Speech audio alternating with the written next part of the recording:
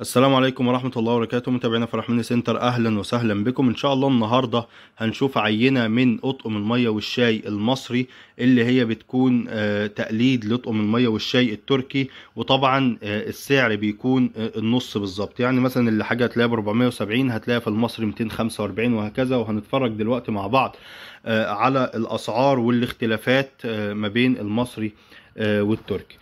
طبعا حاجه قبل ما نبدا، انت الرحمن سنتر بيديكي هنا ميزه لما بتشتري من عنده، بيعرفك طبعا المصري مصري والتركي تركي. على سبيل المثال الطقم اللي قدامي دوت او الطقم اللي هو الزهري دوت بيجي منه تركي سعره 360 جنيه.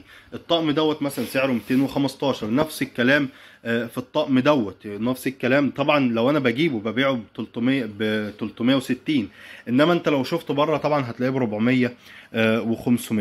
نتكلم كده مع بعض ونبدأ نشوف مثلا الطقم الخطير. يعني الطقم ده صراحة محقق مبيعات عالية جدا ما شاء الله على الطقم دوت، لانه لما نفتح الطقم دوت والطقم اللي جنبيه بنبص الطقم دوت فيه ادي 6 مجات.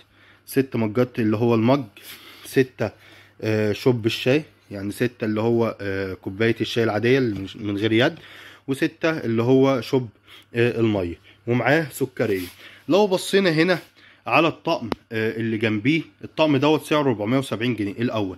لو بصينا على الطقم اللي جنبيه نفتحهم جنب بعض الناس ما بتشوفش اختلاف ما بينهم، بس الطقم دوت هو ما فيهوش السكريه، بس سعره اقل. بكام؟ سعره اقل بالنص يعتبر، لان ده سعره 245 جنيه، دوت سعره 400 جنيه. لو بصينا اهو نفس كوبايه الشاي. طبعا جودة الازاز بتبقى اقل، بس الكلام ده كله ما بيبانش في النيش، ما بيبانش وهو محطوط في مطبقية المطبخ، وشغل عالي جدا ويستحمل معانا ليل ونهار، يستحمل معانا الشغل بتاع الليل والنهار. لو بصينا على الطقم اللي جنبه هنلاقي ادي ده طقم فيه 6 شوب، الستة اللي هو كوباية المية، ومعاه 6 كوباية شاي زي ما حضراتكم كده شايفين. ده طبعا بيكون تركي والختم بتاعه باين، وكنا اتكلمنا على الكاسات التركي والختم بتاعها دوت طقم. لو انا ما فتحتش الطقمين دول جنب بعض الناس مش هتعرف الاختلاف. احنا هنا بنبيع ده ب 235 جنيه اللي هو الاول، اللي جنبيه دوت بيكون سعره 160 جنيه. ده بيكون سعودي، يعني يعتبر اكتر من النص بحاجه بسيطه، بس نفس الشكل.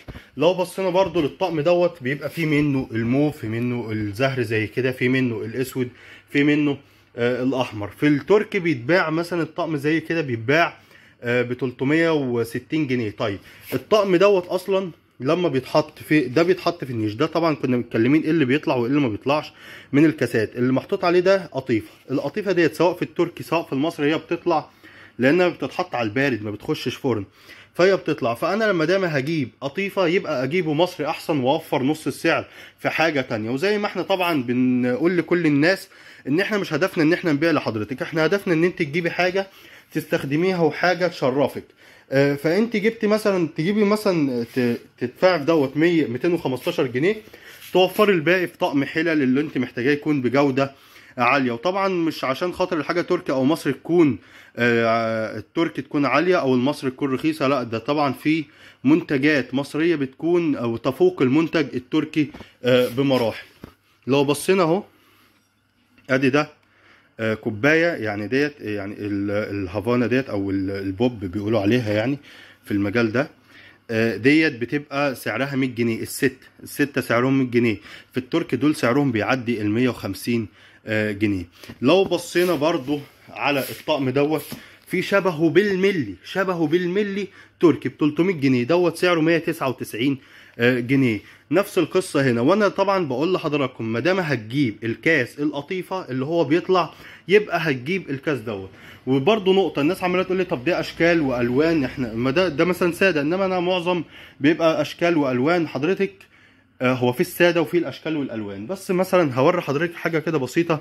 لو بصينا هنا مثلا كده في النيش دوت اللي هو النيش ده يعني كده، هنبص كده في بصه خفيفه هنلاقي الطقم. شايفين الرف اللي فوق دوت؟ الرف اللي فوق ده سعره قد اللي تحتيه 3 مرات. يعني العالي دوت الرف اللي هو عالي، الحاجات اللي في الرف الاول سعرها قد الرف دوت التاني دوت 3 مرات. بس لو بصينا ايه اللي بيشد العين وايه اللي شكله جميل، هنبص هنلاقي مثلا طقم كريستال زي دوت، طقم شربات في حاجه اسود مطعمه النيش، انما اللي فوق كله ساده مع انه بوهيمي وار سي ار وحاجات ماركات. وطبعا البوهيمي ده عيار 24، يعني بيبقى فيه عيار اقل منه. لو بصينا هنلاقي الاشكال والالوان. فانت يا عروسه لما تجيبي ما تجيبيش كله ابيض، لان في عرايس بتيجي حبه كله الهادي، لا انت تجيبي الملون وتجيبي برضو الابيض.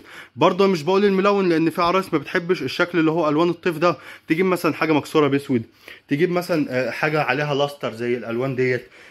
ممكن تجيب طقم زي دوت كده اللي هو ايه يكسر النيش زي ما حضراتكم كده شايفين.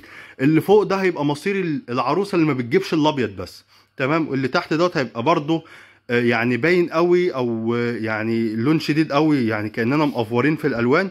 بس هو ده اللي بيشد النيش. تحط جنبه برضو حاجه بيضه هتظهريها، تمام. نبص كده هنا على الطقم ده، في زيه بالظبط ب 300 جنيه. الطقم دوت فيه اطقم زيه بتوصل ل 400 و 450 جنيه. لما حضرتك تشتري طقم زي ده ب 199، تشتري ده ب 215، تشتري ده ب 100، تشتري ده ب 245 جنيه، يبقى احنا كده بنتكلم في ايه؟ بنتكلم في عظمه، تمام. اهو نتكلم في عظمه. ادي ده 6، وحتى الكوبايه بتاعته اللي هي المج مختلفه، يعني شكلها جميل.